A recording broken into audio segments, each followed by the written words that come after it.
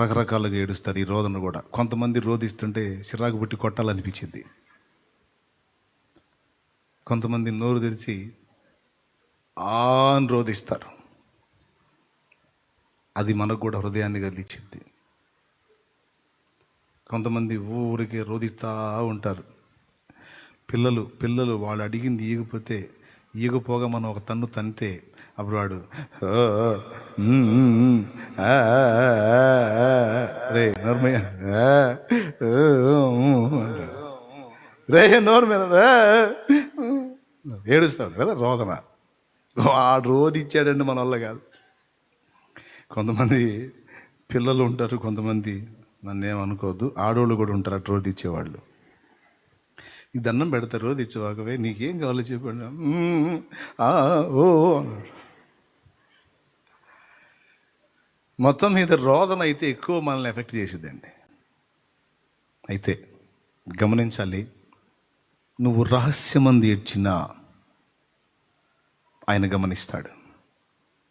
నువ్వు బాత్రూంలోకి వెళ్ళి ఎవ్వరికి కనబడకుండా నువ్వు ఏడ్చినా ఆ బాత్రూంలో నువ్వు కార్చే కన్నీళ్ళని తన బుడ్డిలో ఆయన పడతాడు.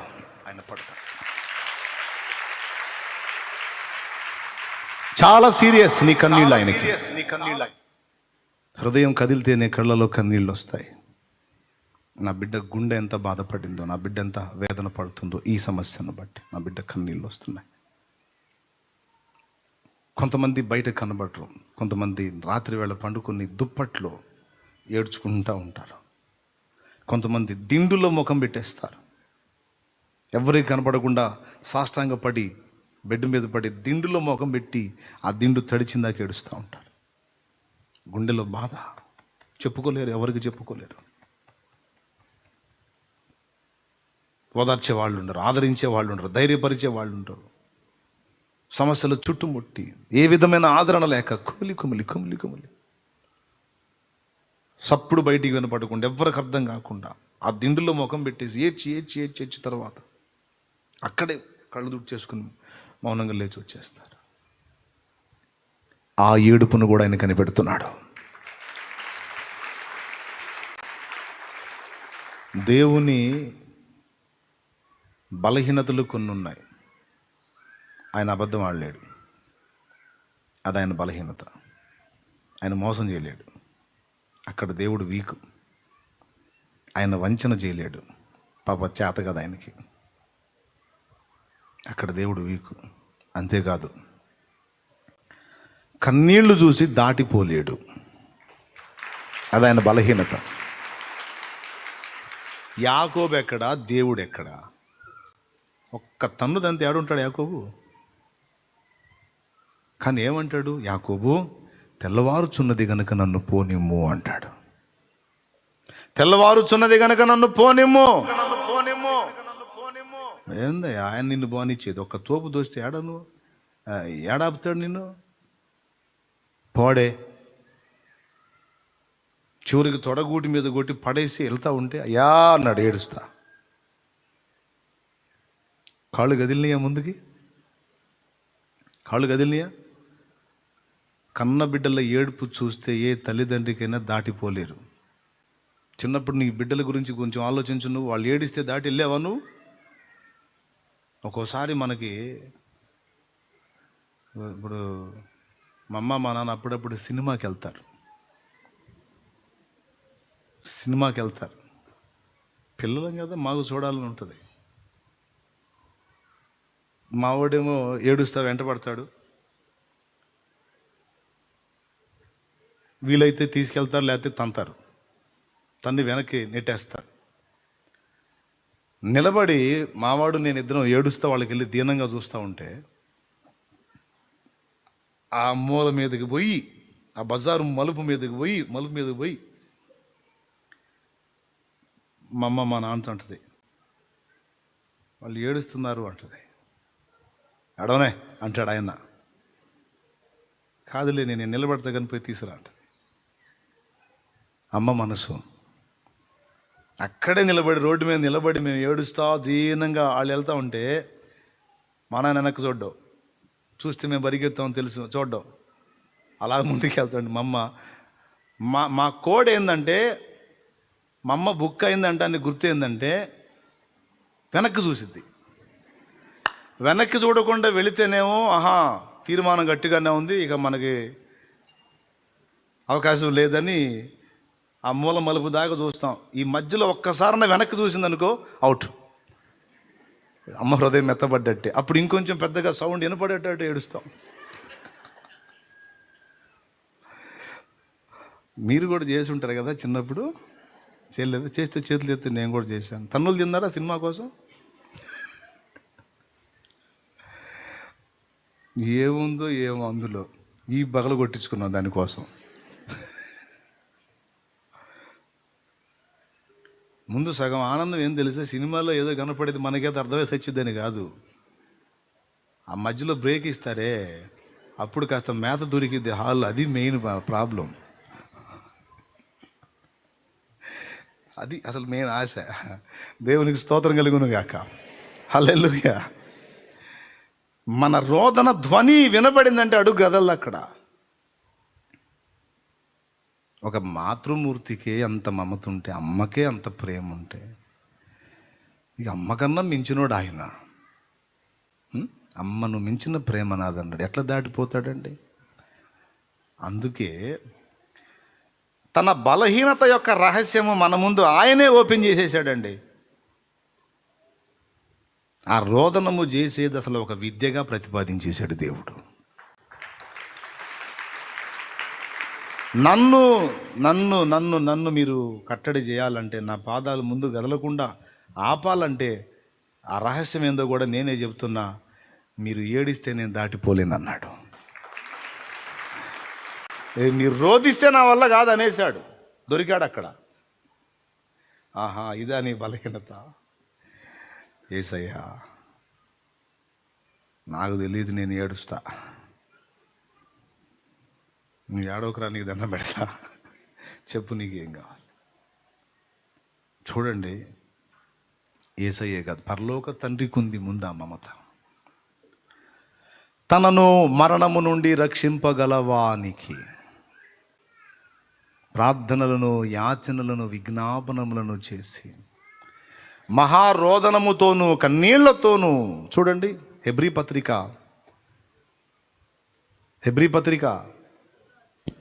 5వ అధ్యాయము 7వ వచనం చదువు తల్లి. 7వ వచనం చదువు. శరీరధారి అయిన దినములలో మహారోదనముతోనూ కన్నీళ్లతోనూ తన మరణము నుండి రక్షింపగలవానికి ప్రార్థనలను, యాచనలను సమర్పించి భయభక్తులు కలిగి ఉన్నందున ఆయన అంగీకరింపబడిన. అద్దుగో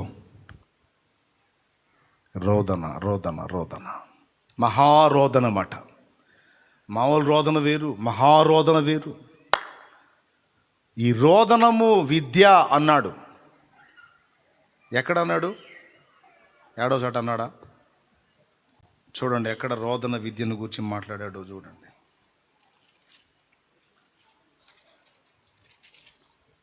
ఇర్మియా గ్రంథం ఒక్కసారి మీరు తీయగలిగితే 9వ అధ్యాయము 20వ వచనం 17వ వచనం నుంచి చదువు తల్లి. సైన్యములకు అధిపతియగు యెహోవా ఎలాగు సెలవిచ్చుచున్నాడు, ఆలోచింపుడి, రోదనము చేయి స్త్రీలను కనుగొడుడి, వారిని పిలువనంపుడి. అద్దుగో, దేవుని కనికరము పొందటానికి రోదనము చేసే స్త్రీలు ఉన్నారట స్పెషల్గా. ఇక వాళ్ళు ఏం లేదు, రోదిస్తూ ఉంటారన్నమాట. మనకు కూడా అక్కడక్కడ తగులుతూ ఉంటారు. వాళ్ళ ముఖం చూద్దామన్నా సంతోషం కనపడదు. ఎప్పుడు ఆ ముఖాల్లో రోదన కనపడతా ఉంటుంది. కొంతమంది ముఖాల్లో కళగా ఉంటాయి. కొంతమందిది దుఃఖస్వరం, పావురపు స్వరం, ఎప్పుడు మూలుగులతో ఉంటారు.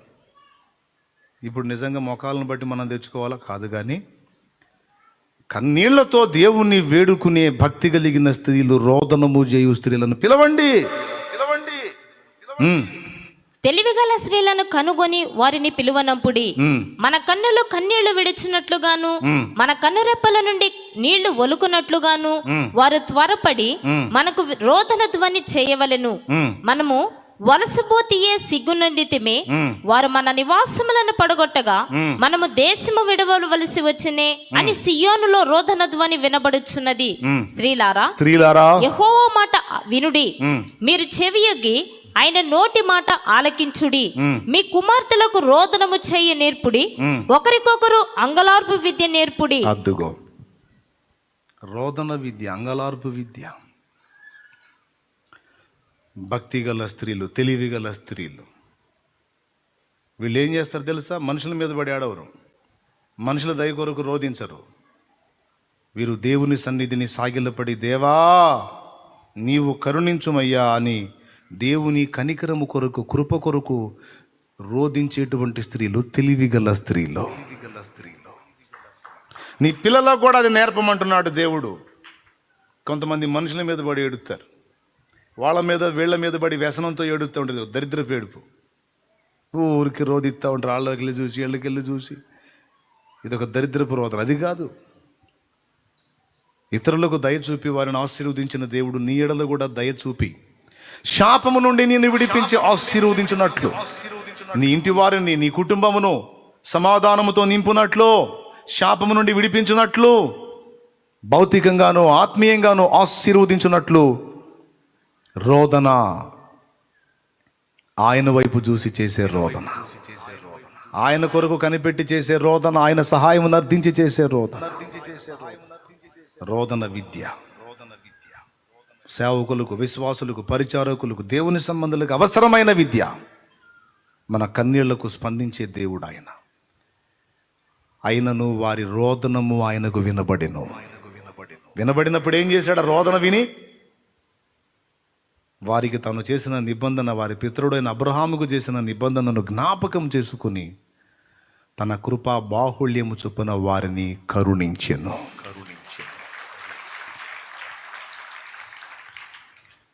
ఒకప్పుడు కన్నీటి ప్రార్థన ఉంది నీకు.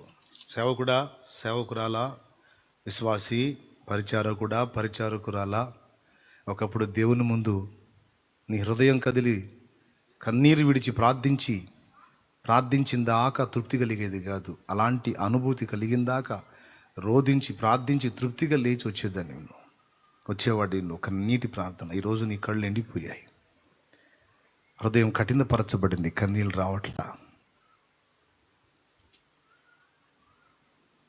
చాలా నష్టాలు కలుగుతున్నాయి, ప్రతికూలతలు ఎదురవుతున్నాయి, ఓటమి బాట పట్టావు, ఎదురు దెబ్బలు తగులుతున్నాయి, ఊహించని పరిణామాలు జరుగుతున్నాయి. అయినా నీ హృదయం కదలలేదు.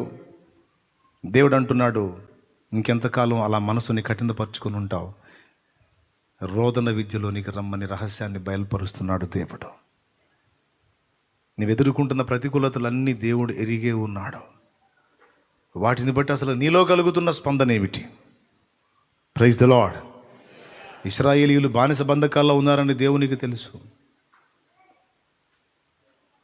కానీ మోషే 40 ఏళ్ల ఈడు గలవాడై ఉన్నప్పుడు వారి మొర్రను గూర్చినటువంటి సంగతి మాట్లాడలేదు దేవుడు.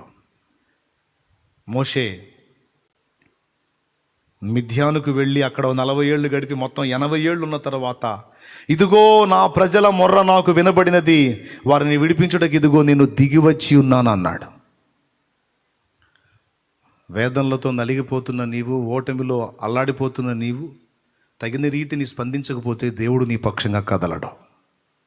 దేవుడు కదలాలంటే నీవు ఎదుర్కొంటున్న ప్రతికూలతల విషయమే నీ నుండి రోదన, విజ్ఞాపన, కన్నీటి ప్రార్థన. తన గుట్టేందో తనే చెప్పుకుంటున్నాడు, తన రహస్యం ఏందో తనే బయట పెట్టేశాడు దేవుడు. నీ రోదన నా కరుణ నీ మీదకి వచ్చేటట్టు చేస్తుంది. అందుకే పిల్లలకు రోదన విద్య నేర్పండి, అంగలార్పు విద్య నేర్పమని దేవుడు పిలుస్తున్నాడు.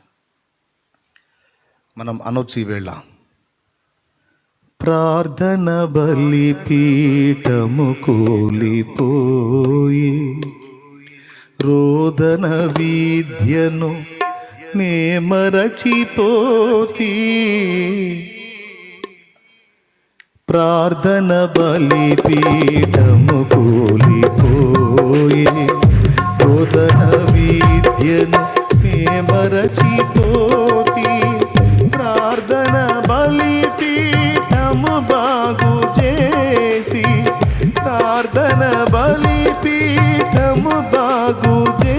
వేసి కన్నీరు నాలో ఉబికించుమయ్యా, కన్నీరు నాలో ఉబికించుమయ్యా, కరుణామయుడా.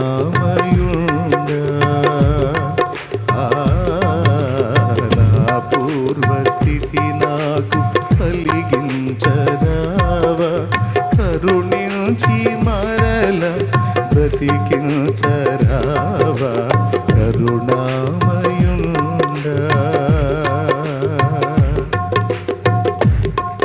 ఏమంటున్నాడు?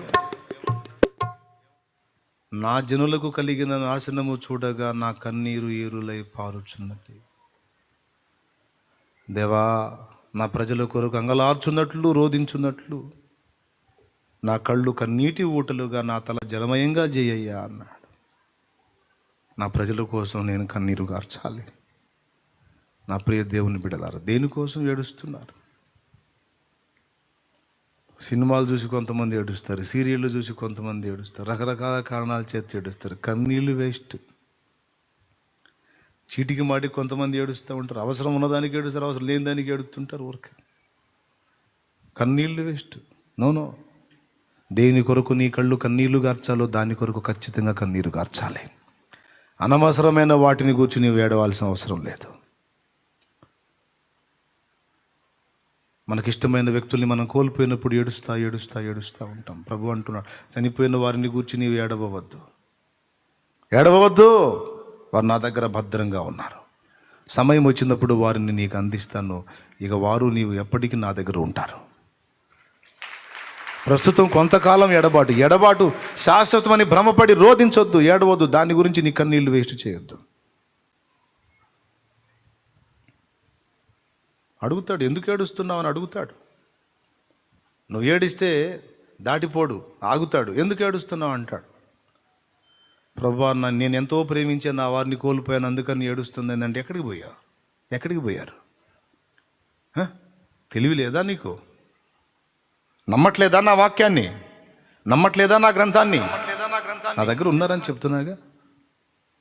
నశించిపోతున్న ఆత్మల కోసం ఏడవాల్సినటువంటి నువ్వు, రోధించాల్సిన నువ్వు, కన్నీళ్లు గార్చాల్సిన నువ్వు, క్షేమంగా నా దగ్గరకు చేరిన వ్యక్తి గురించి ఏడుస్తున్నావేంది? నన్ను నమ్ముట లేదా అని ప్రశ్నిస్తున్నా. లేదా నేను నమ్ముతున్నా. ఆ ఏడుపు మానేసాయి. దేని కొరకు నీ కళ్ళు కన్నీళ్లు గార్చాలో దాని కొరకు ఏడు. దేవునికి స్తోత్రం కలుగును గాక. హల్లెలూయా. ప్రతిదీ దేవుడు పట్టించుకుంటాడు. అడుగుతాడు, ఎందుకు ఏడ్చుచున్నావా? మరి అని అడగల? మగ్దలేను మరి అడగల? అయ్యా, నా ప్రభు శరీరం ఎక్కడుందయ్యా? అయ్యో, ఈ గుహలో లేదయ్యా, ఎవరు తీసుకెళ్లారయ్యా? ప్రభు అక్కడ నిలబడ్డాడు. తోటమాల అనుకుంది, అయ్యా నీవేమన్నా తీసుకెళ్ళావా? ఆయన అడిగాడు, అమ్మా ఎందుకు ఏడ్చుచున్నావు? నువ్వు ఏడ్చేదానికి కారణం ఏంటి? నా ప్రభు శరీరాన్ని ఎత్తుకొని పోయారయ్యా, ఆయన లేకపోతే నేను బ్రతకలేను. నా ప్రభువుని ప్రాణం తీశారు, ఆయన శరీరాన్ని కూడా తీసుకొని పోయారయ్యా, నా ప్రభువు లేడు. ఆమె అమాయకత్వానికి జాలిపడ్డాడు. వాస్తవంగా శిష్యులైతే కోప్పడేవాడు, శిష్యుల మీద కోప్పడ్డాడు. లేఖనములనైనను ధర్మశాస్త్రమునైనను ప్రవక్తల వచనములైనను నమ్మని మందమతులారా అన్నాడు. మగ్దలేను నల్ల, ఎందుకు ఏడుస్తున్నావు? నేను చెప్పలేదా? అనేకుల విమోచన క్రయధనముగా నా ప్రాణం పెడతాను, సమాధి చేయబెడతాను, 3వ నాడు తిరిగి లెగుస్తానని నీకు చెప్పలేదా? తెలియదా నీకు? నేనేదో చనిపోయి అంతే ఉన్నట్టు, అందులోనే ఉన్నట్టు, లేదా నన్ను ఎవరో తీసుకొని పోయినట్టు నన్ను ఎవరు తీసుకెళ్తారు?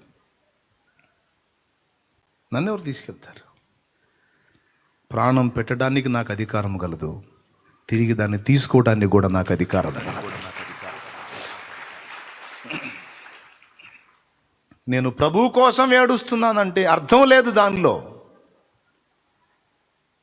యెరూషలేము కుమార్తెలారా, నా కోసం ఏడవవద్దు, మీకోసం, మీ పిల్లల కోసం ఏడవమన్నాడు. నీ కన్నీటికి కారణం అడుగుతాడు. ఎందుకు ఏడుస్తున్నావు? అప్పులు ప్రభువా, అప్పులు తట్టుకోలేకపోతున్నాను. ఏడవద్దు, నేను తీసేస్తాను. భూమి మీద నీ ప్రయాణానికి ఆటంకంగా ఉన్న వాటిని గురించి నువ్వు కన్నీరు గార్చవచ్చు, తప్పుపట్టడు. అవసరమైతే తీసేస్తాడు ఆ సమస్యల్ని. హల్లెలూయా. నువ్వెందుకు ఏడుస్తున్నావు? దేవుని మందిరంలోకి వెళ్ళి ఆ బండల మీద పడి ఒక బండను పట్టుకొని ఏడ్చేవాడిని, నా కళ్ళు కన్నీళ్ళు ఆ బండ మీద ఉండే. ప్రభు ప్రశ్న, ఎందుకు ఏడుస్తున్నావు? ఈ బండ వల్ల నన్ను ఎందుకు చేయలేదు నువ్వు?